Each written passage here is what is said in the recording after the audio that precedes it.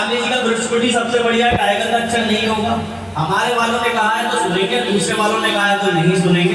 अगर वो बात जो कह रहा है वो सरकार दो आलम की ज़ात से साबित ना हो, कुरान के मुखालिफ हो, हदीस में ना हो, तो बेशक ना माने, चाहे वो आपकी कंपनी ने क्यों नहीं कही हो। तो एक बात ये अर्ज करने के लिए मैं चाह रहा था कि बहुत सारे लोगों को बात पसंद आती है, बात करने वाला पसंद नहीं आता, और इस बहस है कि ये कही किसने, इस बहस की वजह से अपना ईमान छोटी सी वजह से सुधार नहीं पैदा कर रहा। अब क्यों अर्ज करना चाह रहा हूँ कि मैं आपको पहले वाज़े ईमान बता दूँ। हमारे नज़दीक हमारा ईमान क्या है, ताकि सुनने वालों को समझ में आ जाए। हमारे लिए हमारा दीन सरकार दो आलम सल्लल्लाहु अलैहि वसल्लम, सरकार दो आलम ऐन ईमान है। सरकार दो आलम जो नुक्ता कहते हैं वो हमारा ईमान है। हम कहते हैं कि अगर सरकार दो आलम के हुक्म से एक कदम अपने आप ज्यादती में आगे बढ़ाओ, बिल्कुल गलत, और सरकार दो आलम के हुक्म से पीछे हटो, वो भी उतना ही बड़ा गलत। आप कोई मयार तो होगा, कोई बाउंड्री तो खींचते हैं। जैसे हम एग्जाम में कॉपी आती है तो हाशिया खींचते हैं। हाशिया हमें हमारी हुदूद का अंदाज़ा लगाता है, हमारी लिमिटेशन बताता है। हमारी लिमिटेशन ये है कि सरकार दो आलम इस कायनात में, ये कायनात बनने की बजाय अल्लाह तख्लीक ही नहीं करता कायनात के, अगर सरकार दो आलम सल्लल्लाहु अलैहि वसल्लम को पैदा नहीं करते। अब हमारा बैयन ईमान सरकार दो आलम पर है। जब सरकार दो आलम पे हमारा ईमान मुस्तहकम हो जाए, जब उनकी ज़ात पे हम फिदा हो जाए, तो फिर हमारा ईमान कुरान पे मुकम्मल हो गया। क्योंकि कुरान किसी तख्ती पे उतरी किताब नहीं है, किसी औरात पे उतरी किताब नहीं है, किसी पहाड़ी से गिरी किताब नहीं है। सरकार दो आलम के क़ल्ब में उतरी आयात हैं जो आप फरमाते हैं इनायत है कि कहते हैं कि लिखो कुरान, तो हम उसको कुरान मानते हैं। यकीन मानिए सरकार दो आलम सल्लल्लाहु अलैहि वसल्लम अपनी हयात में कहते हैं लिखो लिखो लिखो लिखो, ये नहीं बताते कुरान कहाँ पर है। तो हमें हर हदीस कुरान की आयत ही लगती है, और हमारा ईमान भी है कि अगर कोई इम्तियाज न करे कि ये हदीस है, ये मेरा कौल है, ये कुरान, तो कायनात में कोई पहचान नहीं कर सकता कि आयत कुरान की कौन सी है और हदीस कौन सी है। अब अगर हदीस सही सनदों के साथ, क्योंकि देखिए हदीसों में कमज़ोर रिवायतें भी होती हैं, हदीसों में कुछ लोगों को मुहालते भी होते हैं, और कुछ हदीसें ऐसी भी होती हैं कि बादशाहों ने ज़बरदस्ती लिखवाई है। उसका हमारे उलेमाओं ने तरीका बनाया है। अगर कोई मुस्तनद हदीस सही तरीके से हमारे दरमियान आ गई तो वो कुरान की आयात की ही मानिंद है, और अगर हम उस सही हदीस के मुनकिर हैं तो हम मुनकिर कुरान करीम हैं।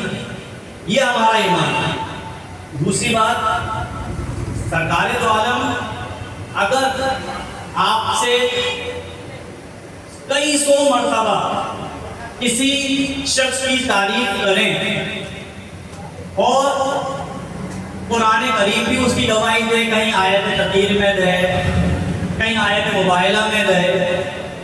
अब जब कुरान किसी की तारीफ में नाज़िल हो, आयतें नाज़िल हो, सरकार दो आलम की उस पर सनद लगी हुई हो, तो ये क्या हमारी बर्बादी नहीं है कि हम उसमें उन ज़ातों से भी किसी का मुकाबला करें? हमारी क्या औकात, हमारी अकल क्या, हमारी समझ क्या, हमारी तालीम क्या? सरकार दो आलम की ज़बान को ऐन अपना ईमान मान लें तो ये सारे झगड़े मसले ख़त्म हो जाएंगे। सरकार दो आलम अगर मनकुन तो मौला फहाजा अली मौला कह रहे हैं तो आप मौला के मीनिंग कुछ भी निकालने चले। मैंने भी इस बारे में बहुत सारी वजाहत दी, 10 मुहर्रम से पहले तकरीर का मौका मिला, मैं उस बात को दोबारा नहीं कहूँगा। लेकिन आयत कुरानी में जब ये आया, सूरह आले इमरान की 60वीं आयत मुबायला के, लाओ तुम अपनी बेटों को, हम अपने बेटों को, लाओ तुम अपनी औरतों को, हम अपनी औरतों को, लाओ तुम अपनी नफ्स को, हम अपनी नफ्स को।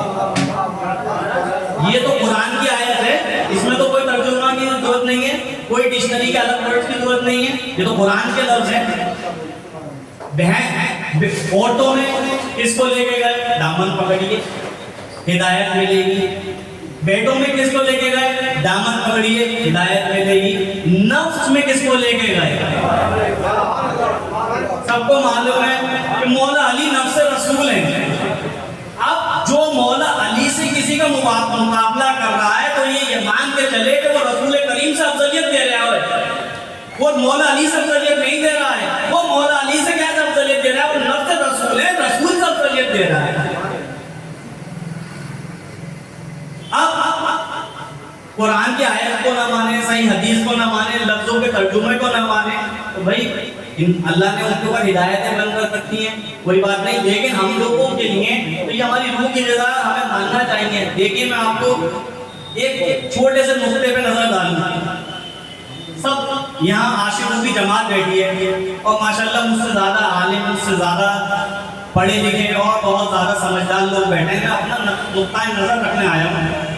دیکھیے حضرت صدیق اکبر رضی اللہ عنہ, جن کا نام حضرت ابو بکر, رسول اللہ کی خدمات بے شمار کرنے سے صدیق اکبر بن گئے. ذرا دھیان دیجیے گا, رسول اللہ کی سچی غلامی, رسول اللہ کے غار یار, رسول اللہ کے لیے جان نشاور کرنے والے, نشاور کرنے کا کہاں نہیں تھے؟ بدر میں نہیں تھے, عہد میں نہیں تھے, خندق میں نہیں تھے, درہ ابی طالب میں نہیں تھے, سب جگہ تھے.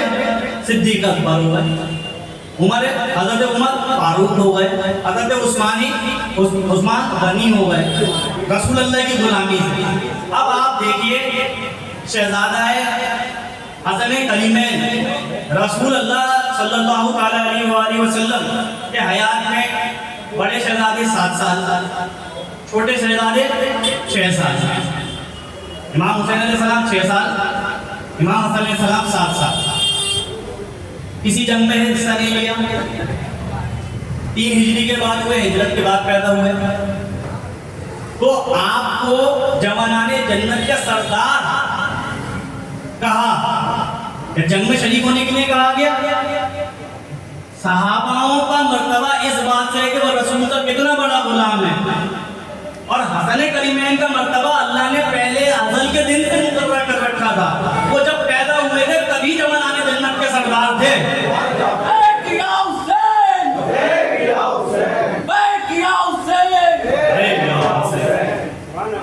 وہ پیدائشی جوانان جنت کے سردار تھے, جیسے رسول کریم پیدائشی نبی تھے.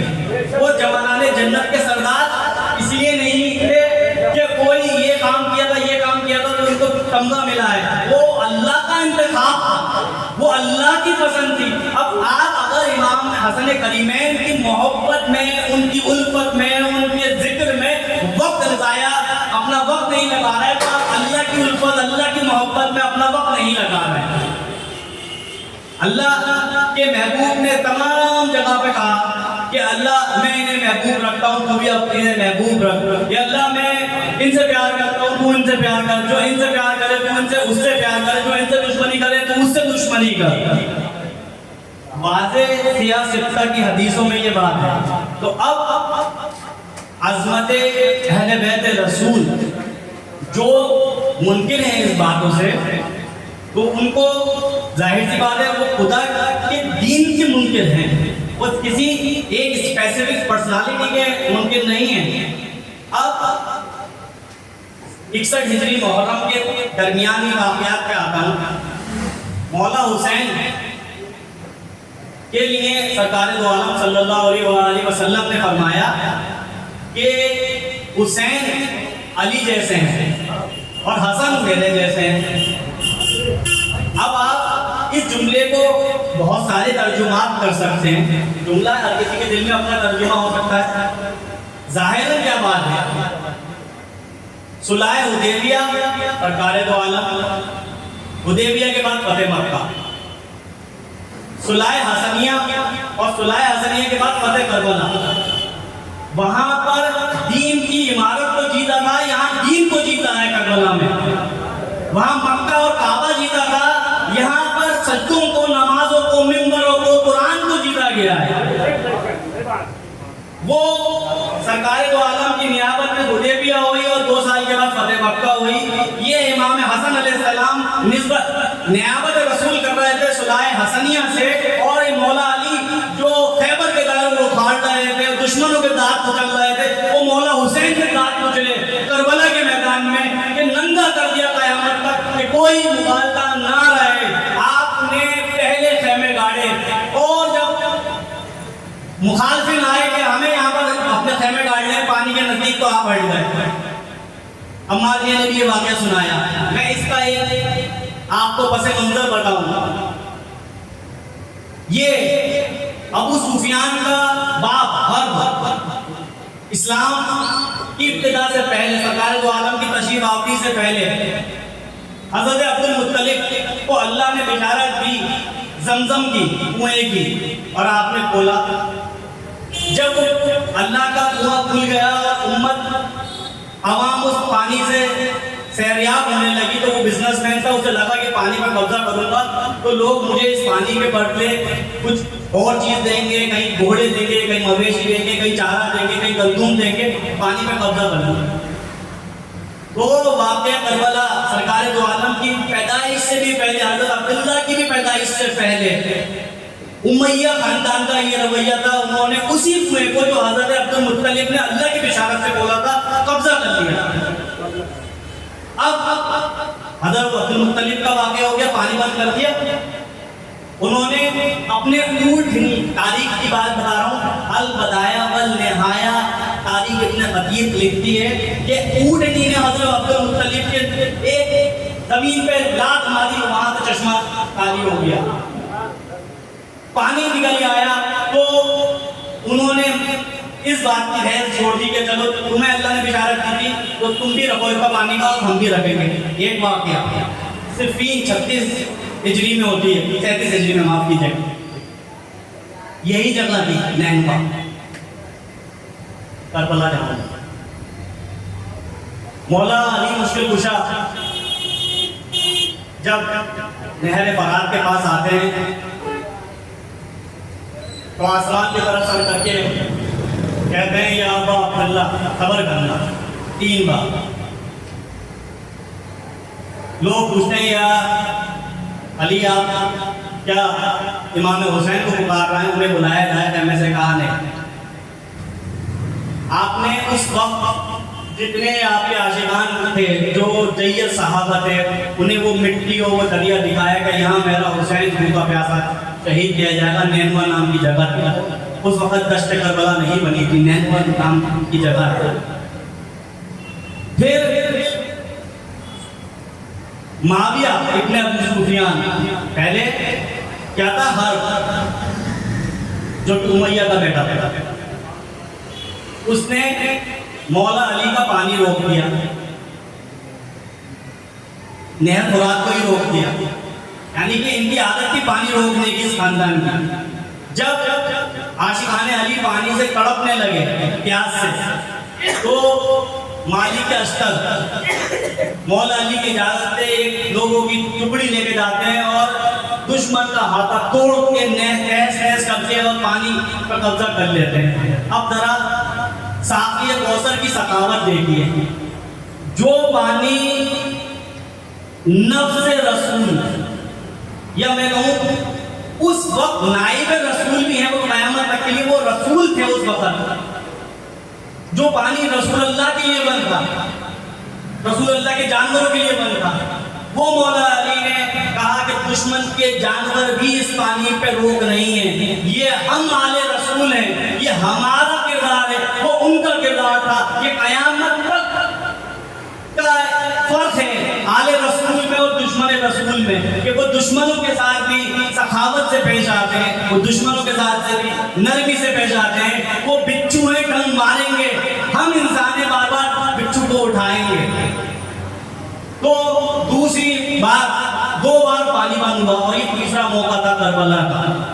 اب دیکھیے کسی کو کسی سے بھی دشمنی ہو سکتی ہے اور سینکڑوں بجائیں ہو سکتی ہیں.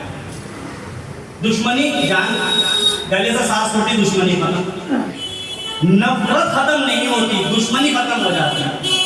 نفرت جو ہے نا وہ کلیجے کو ٹھنڈک نہیں دیتی ہے. اور اس نفرت کا اندازہ لگائیے آپ. یزید ابن معاویہ امام حسین علیہ السلام کو شہید کیا صرف شہید نہیں کرا، شہید کرنے کے بعد جسد اطہر کی بے حرمتی کری، دندان مبارک پہ چھڑیاں ماری گئی، رسالت مآب کے خاندان کی بے حرمتی کری گئی، شہزادگان کو بے پردہ اپنے خیمے میں کھڑا کیا گیا اور کہا کہ آج میرے آبا و اجداد زندہ ہوتے تو اس کام پہ میری پیٹھ تھپتھپاتے، فخر کرتے۔ بچہ اپنے گھر کے ماحول میں پیدا ہوتا ہے، یہ پلید 27 ہجری کی پیدائش ہے، خبیث۔ کون سا وقت تھا 27 ہجری؟ حضرت عثمان غنی رضی اللہ عنہ کی خلافت کا دور تھا، اور وہ بہترین نفس اور ایمان ہے ہمارا، اور میرے پیر و مرشد کا پیغام ہے ہم سارے نیازیوں کے لیے، یا تو تم نیازی نہیں ہوگے اور یا تم یہ کام نہیں کرو گے کہ اگر تم نے خلفائے راشدین کی شان میں دل میں بھی خیال کر لیا برا، تو تمہارا ایمان ایسے نکلے گا جیسے صابن میں سے تھا۔ لیکن کیونکہ وہ اس بندر قبیلے سے تعلق رکھتے تھے، ان کا جینا دھار کر دیا اور وہ فیصلے کروائے اور جھوٹے خطوطوں سے کروائے جو تاریخ میں آج لوگوں کو بد کلامی کرنے کا موقع ملتا ہے۔ میرے پیر خانے سے صاحب حکم ہے، وہ احترام کے لائے گئے رسول کے خدمت گزارے، اگر ایمان دل میں بھی لاؤ گے تو نیازی نہیں رہو گے۔ میری ان پہ جان نچھاور ہے، لیکن 27 ہجری میں بتانے تاریخ بتانا چاہ رہا ہوں کہ عثمان غنی رضی اللہ عنہ کے دور میں یہ گورنر تھا شام کا، خبیث۔ اور گھر کا ماحول کیا ہوتا ہے، بچہ جب پرورش پاتا ہے، صرفین جب 7-8 سال کا ہوگا 37 ہجری میں، یہ 9 سال کا رہا ہوگا، تو گھر میں جو ماحول ہوتا ہے بچہ اس ماحول کو کبھی دل سے نکال نہیں پاتا۔ بچے کا رول ماڈل اس کا باپ ہوتا ہے، شاہ رخ خان عامر خان نہیں ہوتا 100 فلمیں بھی کر لے، اسے لگتا ہے یہ باہر کا ہیرو ہے، گھر کا ہیرو میرا باپ ہے، اور جو باپ کہہ رہا ہے وہ میرے لیے ہے سب سے بڑا میرا ایمان ہے۔ تو اس نے کربلا میں کوئی اچانک سے کوئی کام نہیں ہوا تھا کہ اچانک سے وہ بنا، 6 مہینے میں حالات بگڑے اور 6 مہینے میں کام ہوا، شہادت امام حسین ہو گئی تھی، 6 مہینے کی کہانی نہیں تھی۔ یہ تب تھی جب رسول اللہ نے لا الہ الا اللہ محمد رسول اللہ کی طرف مکہ اور مدینے میں کہی۔ اس کے بعد 20 سال کی مخالفت کے بعد، دانت کھٹے ہونے کے بعد، رشتہ داروں کی کمیوں کے بعد، ڈر اور خوف کے بعد، کلمہ پڑھنے کے بعد، کتنے وقت رہا 8 ہجری سے 24 ہجری میں حضرت عثمان غنی رضی اللہ عنہ خلیفہ بنے، تقریباً 13-14 سال۔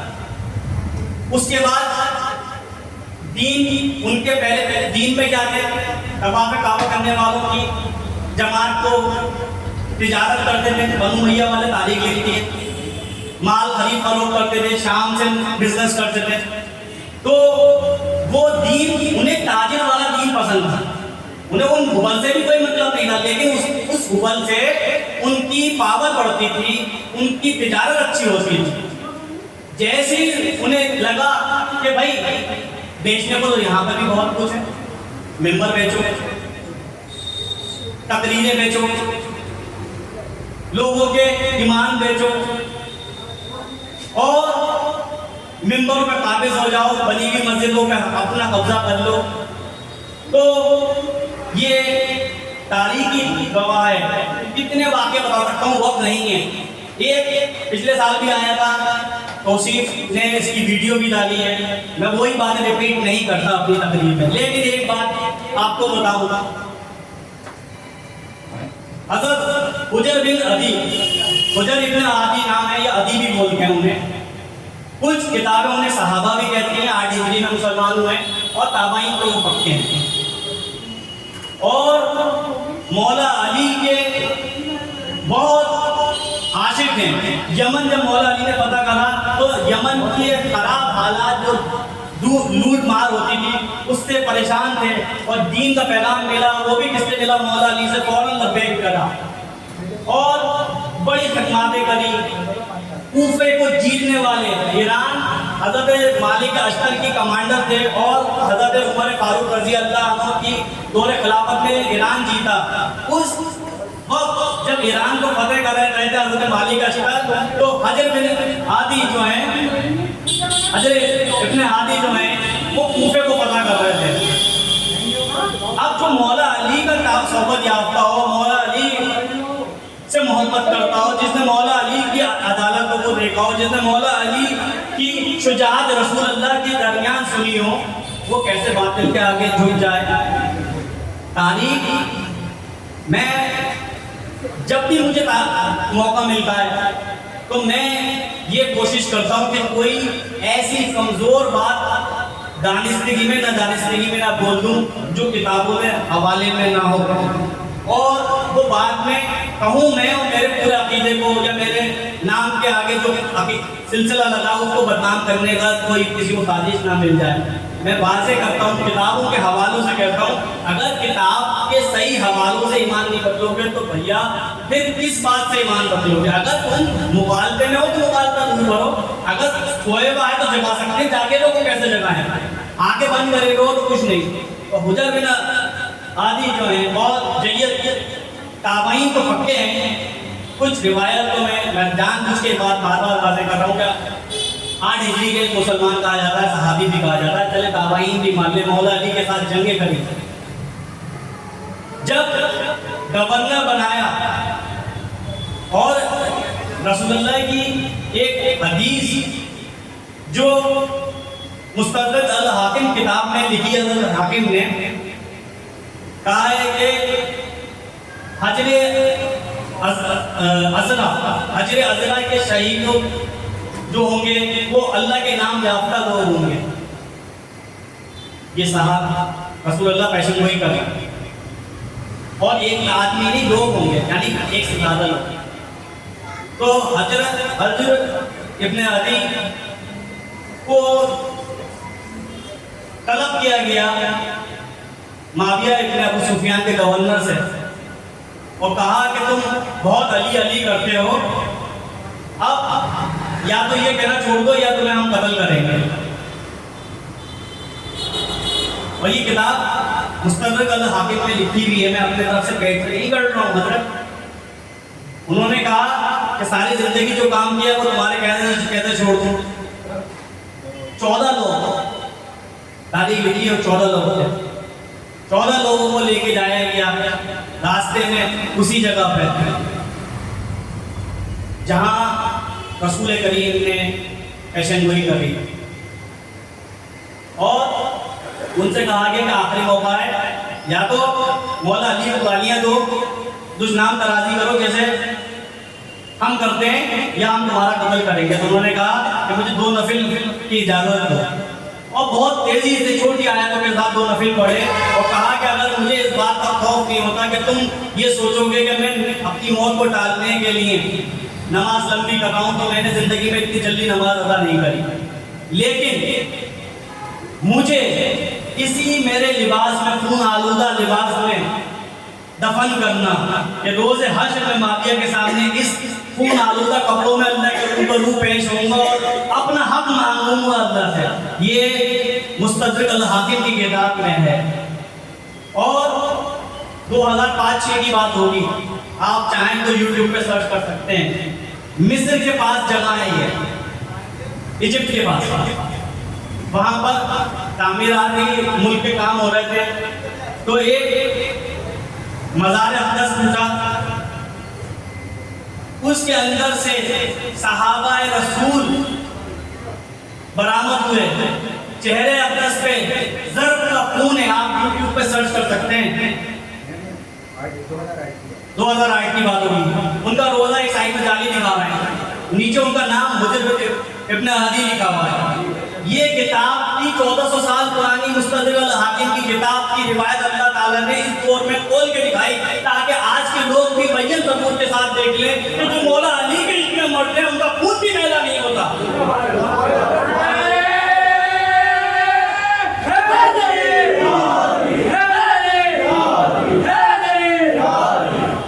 تو دیکھیے سیدھی سی بات ہے، بس 2 منٹ لاسٹ کے، کہ مولا علی سے محبت ظاہراً جو محبت ہے وہ رسول اللہ کی وجہ سے، رسول اللہ سے محبت مولا علی کی وجہ سے نہیں ہے، ہماری محبت رسول اللہ سے۔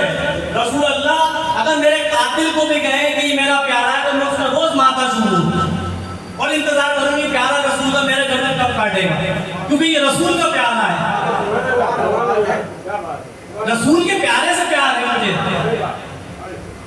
مجھے اپنی کوئی پسند نہیں، میرا اپنا کوئی معیار نہیں، میرا اپنا کوئی دماغ نہیں، مجھے تو اس ذات سے پیار ہے جو رسول اللہ کی پیاری ہے۔ اب سیدھی سی بات، تو رسول اللہ بنو امیہ کے بارے میں ٹائم نہیں، بے تحاشا حدیثیں ملیں گی برائیوں میں کہ میری اولاد کے ساتھ زیادتی کریں گے، خون بہائیں گے، یہ کریں گے، ساری چیزیں کھل کے رکھی ہے۔ اب آج امام کا دسواں ہے 20 محرم اور 6 جولائی اگلے سال، اگر میری زندگی رہی اور دعوت آئی میں یہاں پڑھا ہوا اگلے سال تک کا وقت ہے۔ 8 ہجری کو معاویہ بن ابو سفیان نے اسلام قبول کرا، 10 ہجری میں سرکار دو عالم نے دنیا فانی کو رخصت کرا، قرآن لگ بھگ مکمل ہو چکا تھا۔ آپ جائیں سرچ کریں، 8 ہجری سے 10 ہجری کے بیچ میں چند آیتیں اتری ہیں، ان میں سے کون سی آیت آپ کے کاتب نے لکھی ہے؟ بس مجھے یہ بات بتا۔ ایک سال میں مجھے کچھ نہیں جاننا، صرف یہ بتا دیں آپ کے کاتب نے قل اعوذ بالناس لکھی تھی، فلق لکھی تھی، قل هو اللہ لکھی تھی، کیا لکھی تھی؟ انا انزلنا ابھی حافظ جی نے تلاوت کری۔ جنگ حنین کے دوران میدان کے کربلا میدان کے اندر جنگ حنین میں آیت نزول ہوا ہے، یہ والی آیت لکھی ہے۔ ارے کسی راوی نے کاتب کہا ہے تو آیت بھی تو بتا دو کون سی آیت لکھی ہے۔ پھر ایک بات، اگلے سال تک کوئی مجھے یہ بتا دے کہ یہ والی آیت لکھی تھی۔ پھر دوسری بات، کوئی ایک تاریخ بتا دو، ایک تاریخ، ایک حدیث سیاستہ کی بے شمار حدیثیں ہیں۔ حضرت امام بخاری تقریباً 35,000 حدیثیں لکھتے ہیں، 35,000 حدیثیں۔ ہماری آپ کی عمر کافی نہیں ہے پوری حدیثیں پڑھنے کے لیے، صرف بخاری میں 35,000، 7 کتابیں، اور صحیح مسلم اور بخاری تو سیاستہ کی سب سے مختلف کتاب ہے۔ اس کے علاوہ ابن داؤد، ابن ماجہ، صحیح مسلم کے علاوہ بھی 4 کتابیں اور ان کی میں بات نہیں کرتا۔ آپ کسی 6 کے 6 حدیث میں ایک تعریفانہ لفظ بتا رہے رسول اللہ کے، باقی تاریخ تو ہم نے بیان کری ہے اپنی مجلسوں میں رسول اللہ سے۔ آپ یہ والی تاریخ بتا دیں، ایک حدیث ہے کہ اللہ اس کا پیٹ نہ بھرے۔ آپ کے گھر میں کوئی بہت کھائے گا تو آپ پیار سے کہیں گے اللہ اس کا پیٹ نہ بھرے؟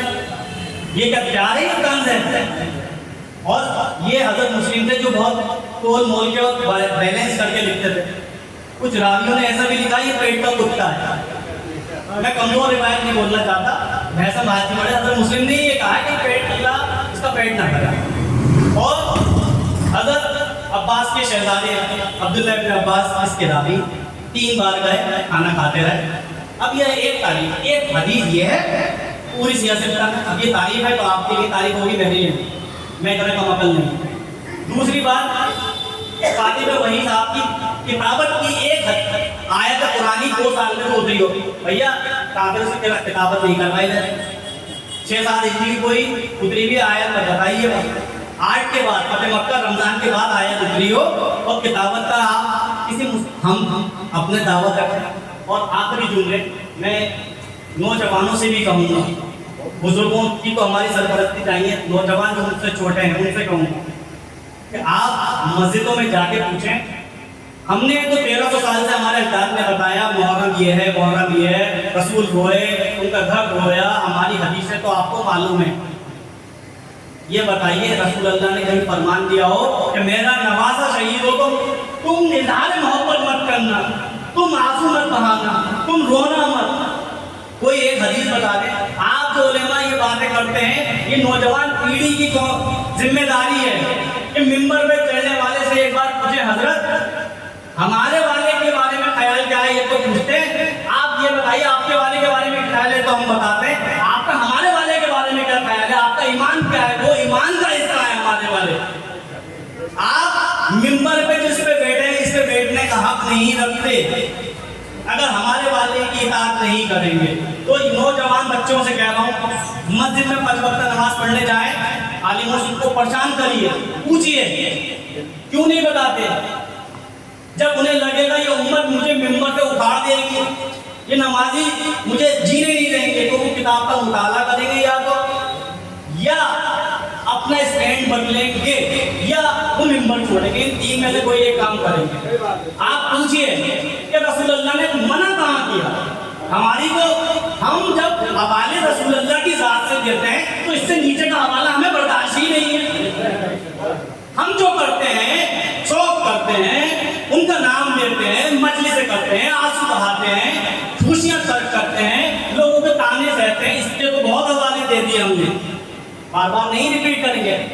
یہ نہ کرنا رسول سے ثابت کر دو یا اپنی زبانیں بھوگنا بند کر دو اور اپنے گلے میں جیسے پاگلوں کے پٹی پڑتی ہے, لکھ دو میں کتا ہوں امیر شام کا, اور کتوں سے ہم دور رہتے ہیں. وما علینا الا البلاغ.